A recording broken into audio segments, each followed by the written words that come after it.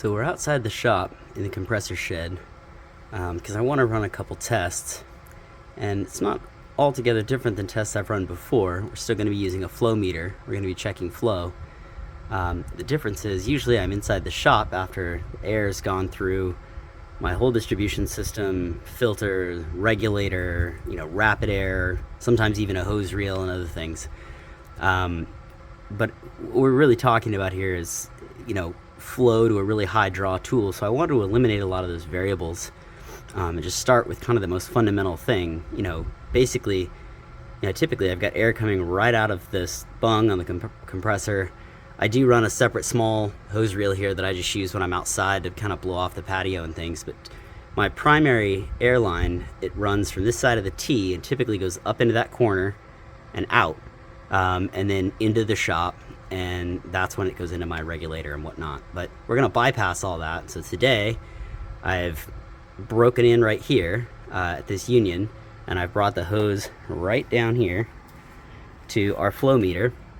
So this should look familiar. It's an RCM Industries flow meter. I don't know that I've ever used this particular model before. This is a 200 CFM rated model. I'm usually using something in the 20 to 40 range. So the reason why we're using such a high rated gauge today is because my intention is to first just test the baseline case, which is, okay, how much flow are we getting basically coming right out of a 1/2 inch bung? Now granted, we do have a T here. We've got a full port ball valve, and then we've got another full port solenoid valve, but I don't view this as being a ton of restriction. And come on guys, I don't want to disassemble my whole system here just to run these tests. So I'm going to first say that because we're before the regulator, we need to establish some sort of baseline pressure, but without regulating it. The only way to do that has been to drain the tank down to predetermined pressure. And in this case, because our flow meter is calibrated at 100 psi, I've drained the tank to exactly 100 psi. So when I open this ball valve, it's going to start to flow through this gauge. It's almost exactly 70 degrees out here in Southern California today. So 70 degrees at 100 psi, we should be pretty close to what the gauge is calibrated for, so we won't have to do a lot of correction. I'll just say intuitively, I don't think this, I think we're going to outpace the gauge. I don't even think we're going to be able to capture the full amount of flow we can generate with almost no restriction. A little short run here to the gauge, but let's go ahead and do an initial test and just confirm. So here we go. I'll open her up.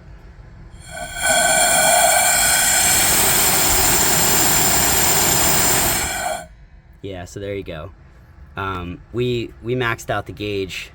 I would say I had the ball valve maybe 3/4 of the way open. So, clearly we even had a lot more headroom there. So just to give you context, I think sometimes we're talking about how much flow you get with almost no restriction in the system out of a 1/2 inch, bung in the side of a tank, well over 200 CFM. Who knows? 300? I have no idea, but over 200. So that's our baseline case. Let's remember that.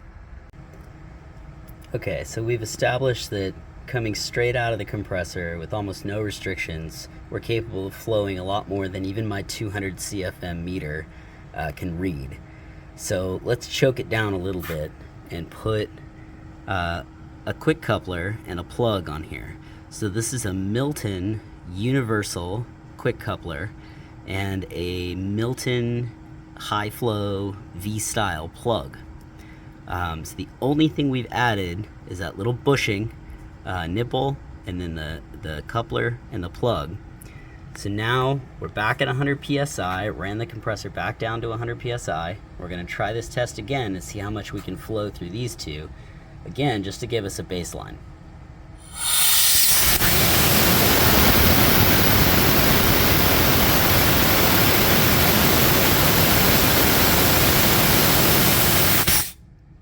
Okay, quite a bit.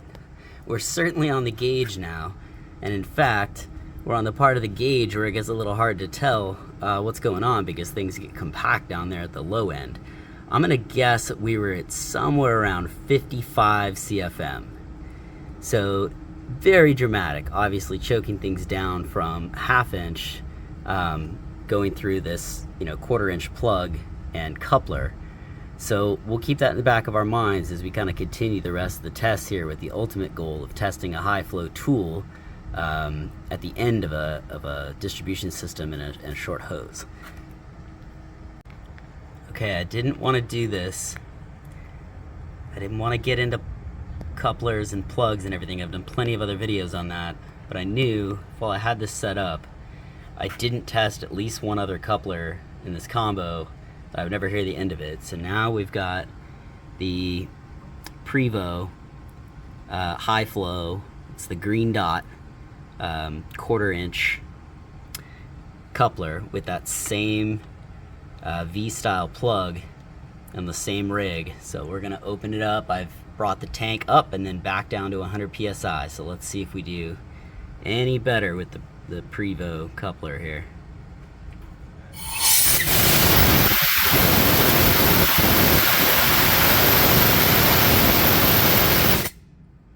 Wow, that really surprised me. That was, what was that, 85, somewhere between 85 and 90 CFM.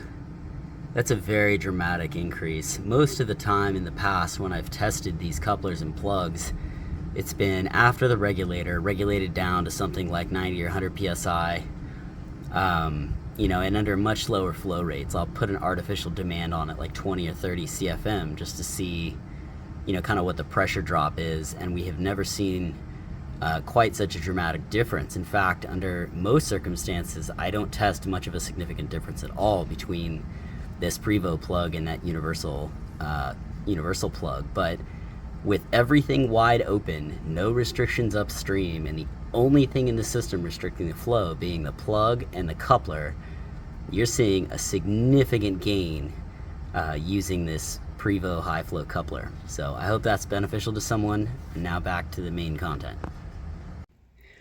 Quick editor's note. I ran several tests outside right next to the compressor. I then came in here in the shop and replicated many of those same tests. The only difference is that I was connected to the air distribution system in the shop here instead of connected directly to the compressor. And I found almost really negligible difference in the flow rates I was getting. And the film quality is just better here in the shop because my setup's better, my rig is better. So I'm not going to publish those videos that I shot outside as part of this series. I'm going to skip into the shop here. So if you notice some discontinuity in the video clips, that's why that happened. Okay, I want to backtrack a little bit. I said we were going to start working on the regulator, but I realized that we missed a pretty key and probably pretty typical use scenario to test, which is putting a hose. I mean, we've been doing all of these tests with just like a couple of small 3-foot whips in between our air source and our tool. That's not really practical. You're always going to have some kind of hose. I figure it could be anywhere between a 25-foot and a 75-foot hose. I think 25 and 50-foot hoses are probably more common. Usually a hose reel's maybe got a 50-foot hose on it. But if you're working close to your air source, you have a drop where you're working, you might be able to get away with a 25-foot hose. So the first thing we're going to test here is the highest flow scenario, which is a 25-foot half-inch hose. So you recognize the air source hanging up there.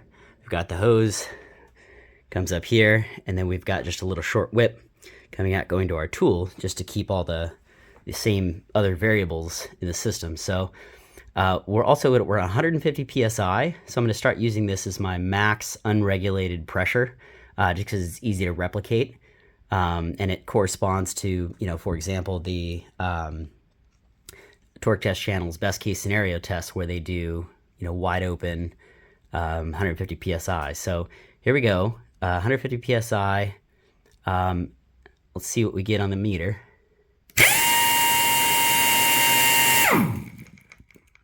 So just over 50, call it 50, 52 and a half maybe. But we've got a problem. And I haven't discussed this previously, I've alluded to it, but you'll notice it says right here in our gauge that this is calibrated to 100 psi. So if we're using 150 psi, we've got a calibration issue. But fortunately, we can do some math and convert. And even more fortunately, we can use the calculator on the website for these RCM flow meters. It's pretty convenient. So I'm going to take the reading from our meter, which was 52.5 CFM. All the other stuff's been pre-input here, and we're going to go to calculate. So we're actually reading 62.9 is our corrected flow rate given the 150 psi that we're using. So even more than we saw on the meter by quite a bit. So we'll call that our best case practical scenario. 150 psi, 25-foot, half-inch hose, unregulated. Okay, I want to do one more test here before we get over to the regulator. I mentioned previously that my regulator is limited to 125 psi. So in order to see how much loss we're getting as a result of flowing the air through the filters and the regulator, I need to be able to replicate those conditions. So what I've done is I've drained the tank down to exactly 125 psi. You can't see it from here, but that gauge says 125. So we're going to see what we get off the regulator, but at 125 psi. And then we're going to do that exact same test by moving the hose after the regulator and the filters and see how much reduction we get from the filters and the regulator themselves. So, all right, here we go. Okay, so right at 50, but of course we know now that we've got to look at our conversion. Oh, we've conveniently got 50 already populated here. So let's calculate that. So we're at 59.9, call it 60. So 60 CFM at 125 psi, unregulated. Okay, we're back again here. And if you look, you notice that we now have the hose connected to the output after the, the filter regulator setup. So I've got it regulated. The regulator's wide open. It's set to 125 psi, which, should hopefully replicate the test we did just a second ago, unregulated 125 psi. So I'm going to pull the trigger and we're going to see what we get. Just shy of 50. Now we're getting to the point where it's such a cramped spot on the gauge that, the difference between a couple of CFM is going to be hard to tell, and it's not really going to be reliable. I think all we can say is that we're less than 50, but not as much less than 50 as I thought. So let's try it one more time. Yeah, so, I don't know, 48. I was expecting a more dramatic difference with the filters and the reg. Now, these are half-inch filters. They're rated at a pretty high flow. These particular filters are Eastwood filters. There's a coalescing filter and a desiccant filter, and this is a Milton regulator. It's just a standalone Milton regulator that's plumbed in after the filters. So anyway, it was a good test for me. I expected to see more flow loss given the filters and the regulator. I think what I'd like to do next is change out this hose for a 3/8 hose to see what kind of difference that makes in our tests. And we may go back and do an unregulated test with that 3/8 hose and kind of compare there. I think that the one thing it's going to do for us, I think it's going to drop our flow low enough that we can move down to the next meter. So at that point, we'll have a little bit more granularity on the meter and maybe be able to note the difference a little bit more accurately. So we'll try that next. All right, here we are again. Before we get rid of this meter altogether, just in case, I wanted to try one more test. So we're back at 150 psi. We now have a 3/8 hose hooked up before the filters and regulator. So it's a 25-foot, 3/8 inch hose. So in this scenario, you are connected directly to your compressor or maybe directly into your distribution system, but there's not a whole lot in the system except this 25-foot hose. But you've got the pressure, you're completely off the reg. So you're wide open, running 150 psi, hoping to get the most torque out of your wrench. Here we go, let's give it a test.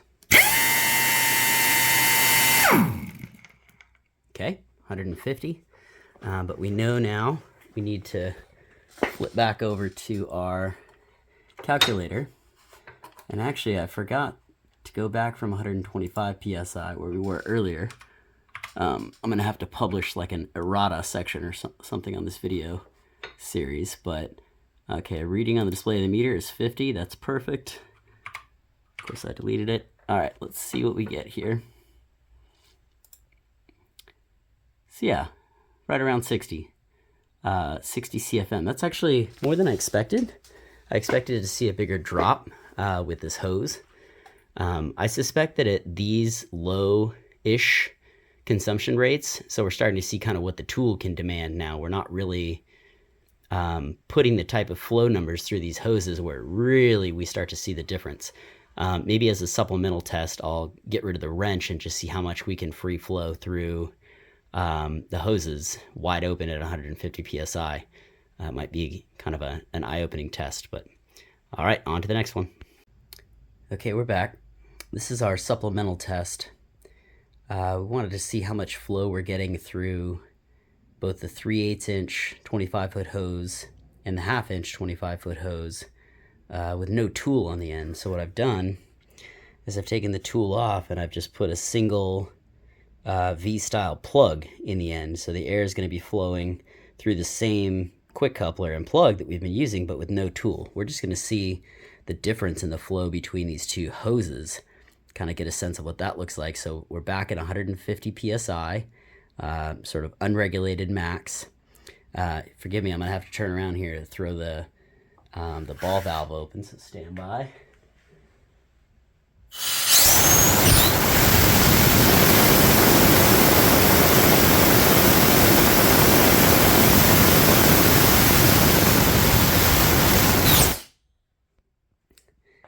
So I think we're seeing somewhere right in the neighborhood of, what, 70, 75? And that's with the 3/8 inch hose. So let's switch back to the 1/2 inch and see what we get. Okay, supplemental test 2. We're back with a 1/2 inch hose now. Otherwise, all the conditions are the same, 150 psi. Still have our plug down here. So let's throw it open and see how much we're getting on that 1/2 inch hose.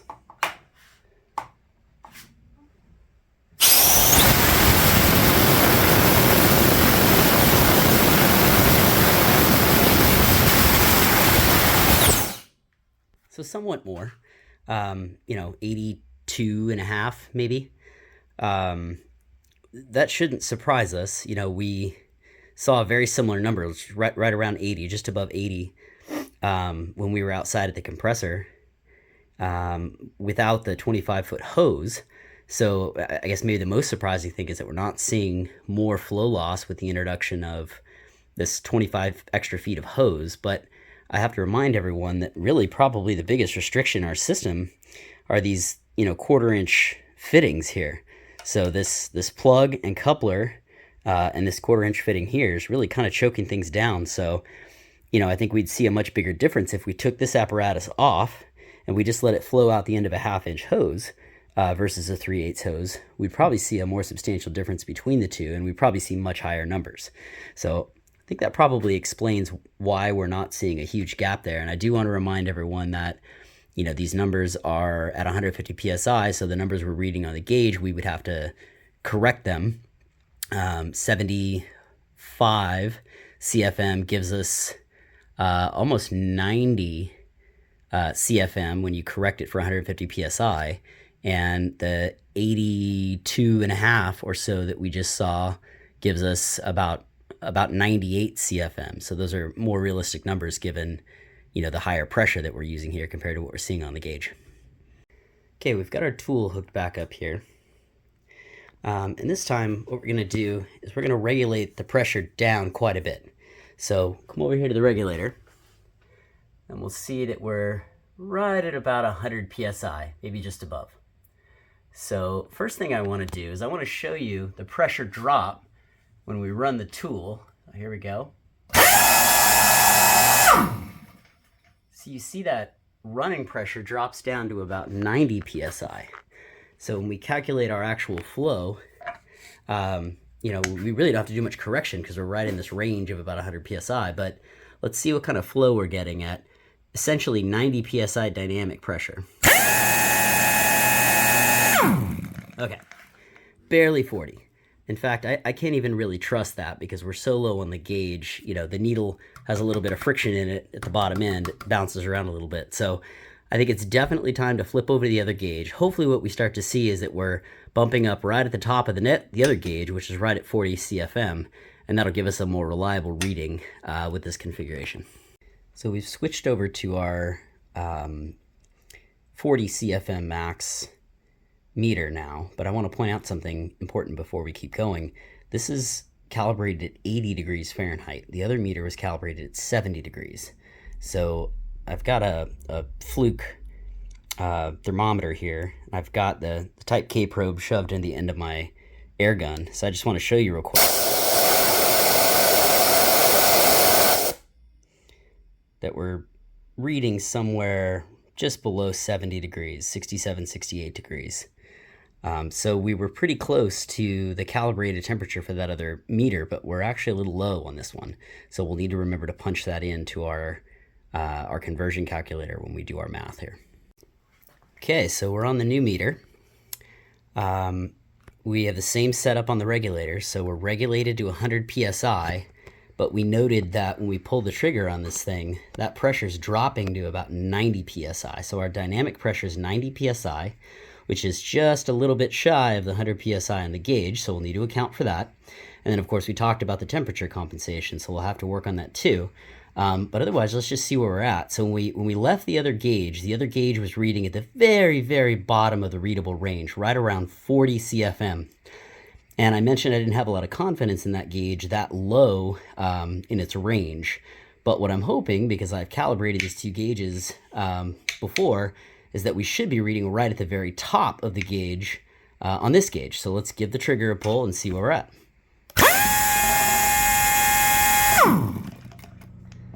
So that's very promising, 39 CFM. That means hopefully my gauges are pretty close, and that there's not too big an issue with the fact that they don't really overlap each other. Anyway, so we're at a 1/2 inch hose, 25 feet long. We're on the regulator, regulated 100 psi, but seeing 90 psi dynamic pressure.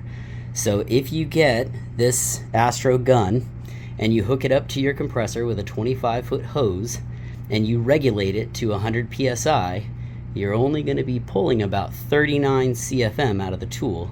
Now let's go over here real quick. I forgot about this. We've got to do some math. So actual gas pressure at entrance, that's 90 psi, that's correct. Actual temperature marked on the meter, that's 80. Oops, that's correct. Calibrated gas temperature at meter, that should be, let's call it 69 is what we measured. Gas pressure marked on the meter dial, that's 100 psi, and display on the meter is 39. So let's see what our corrected CFM is. 36.9. Okay, so actually even a little bit lower based on the temperature and pressure conditions. So yeah, about 37 CFM is what we're seeing. So this would be our last test. We're same conditions, 100 psi regulated, seeing about 90 psi to the tool. We now are back on a 3/8 hose. So we're expecting to see at least a slight drop in the flow. So let's test that real quick. Almost exactly 37 CFM compared to the 39 or so that we saw with the 1/2 inch hose. So let's go over here to the calculator. And through the magic of movies, I've already got it plugged in here, 37, which gives us a corrected flow rate of 35 CFM. So we plug that in here as kind of our last data point, and then we zoom out, and this is our findings. I apologize for the analog, filming the computer screen here. One day I'll invest in some editing software and learn how to use it, but for now, this is the best I've got. So here's the story. We started outside. looking completely unregulated, almost no hose in the system, just a few feet of hose. We tried it at first with no, fittings really, just kind of flowing right out the end of the meter. And the flow was so high we couldn't even read it on the 200 CFM meter. So really, really high. Then almost immediately we choked it down to 55 CFM by putting that universal quick change coupler and plug on it. But then we saw that when we used the high flow coupler, we were able to actually squeeze 85 CFM out of it at 100 PSI. So that was nice. Then we kind of came inside the shop and we started looking at what happens if we run it wide open 150 PSI, unregulated, with a 25-foot half-inch hose, no tool on the end, just to see how much we could flow. And we were able to flow almost 100 CFM with that combination. And then, we saw what happened when we switched over to a 3/8-inch hose. Under those same conditions, we were only able to get 86.9 CFM. So a pretty good little drop there at those high flow rates using that 3/8-inch hose. Well, then we put our Thor G2 back on the 25-foot half-inch hose, back at 150 PSI, no regulator. And the max, what we'll consider our best case scenario, we got 62.9 CFM with that half-inch impact. So then we restricted it again with the 3/8 hose, and we saw 59.9. Then we cranked it down to 125 PSI so we could test the difference between the regulated and unregulated scenarios. So unregulated, we saw 55.2 CFM. Regulated, we saw 53 CFM. And then finally, we bumped the regulator all the way down to 100 PSI, so we were measuring 90 PSI dynamic pressure, and we tested that on both the half-inch and 3/8 hose, and we saw 36.9 and 35 CFM respectively. So, really using the actual wrench on the tool in the best case scenario, so a short, fat hose, unregulated, nothing really in the system, we saw 62.9 CFM. Compare that to running the same thing at a regulated pressure of 100 PSI with a 3/8-inch hose, and you're only seeing 35, so just a bit more than half the flow to the tool. So, hopefully that provides some context for everyone for just kind of the range of flow rates that we're operating in. Obviously, you add more fittings, more bends, swivels, things like that, and you start to kind of cut down on your flow even more. So there's sort of, you could infinitely iterate here. But again, I hope this kind of just provides a general perspective on, how much flow we're really seeing and also how much we're demanding from your compressor. So this conversation started with a discussion of, hey, I've got a small tank, how much can I really flow from it? Well, hopefully this gives us some ballpark numbers we can use. So thanks for watching.